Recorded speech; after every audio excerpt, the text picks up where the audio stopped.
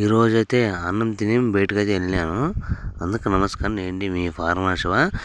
దేవమ్మ టెంపుల్లో ఈరోజు పుణ్యం కాబట్టి భజన అయితే చేస్తున్నారు. నేనైతే మీకు చూపిల్లని పోతున్నాను. అక్కడ నిలబడి చేస్తున్నారు చూడండి.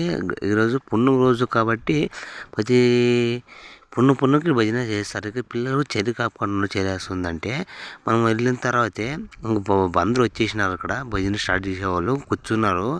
అంతా బాగా నీట్గా. ఇది సాంప్రదాయపరంగా చేసుకుంటే మంచిదంట. అమ్మవారికి కూడా శాంతి ఉంటుంది. లైక్ సబ్స్క్రైబ్ చేసుకోండి. చూడండి ఇప్పుడు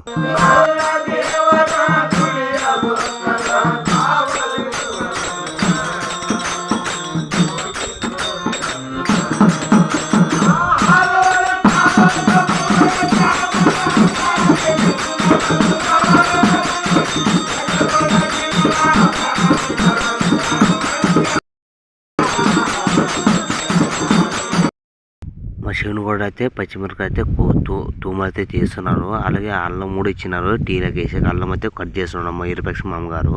ఇంకా అంతా సామెత అడిగినారు.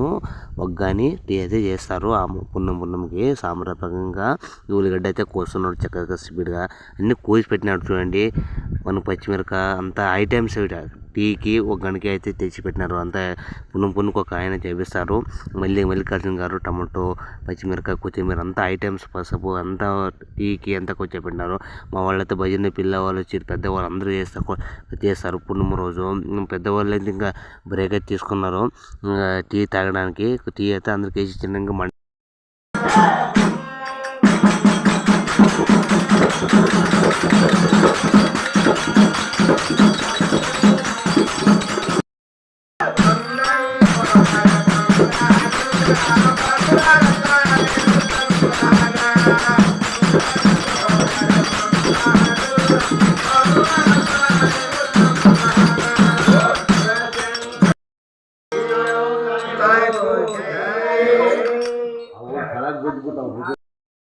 మొత్తానికైతే టీ అయితే రెడీ అయింది. అందరికి టీ వేసినాము. టీ వేసిన తర్వాత నాకు కూడా ఇచ్చినారు. నేను కూడా తాగిన బాగుంది చెల్లేస్తుందని అందరూ తాగుతున్నారు చూడండి.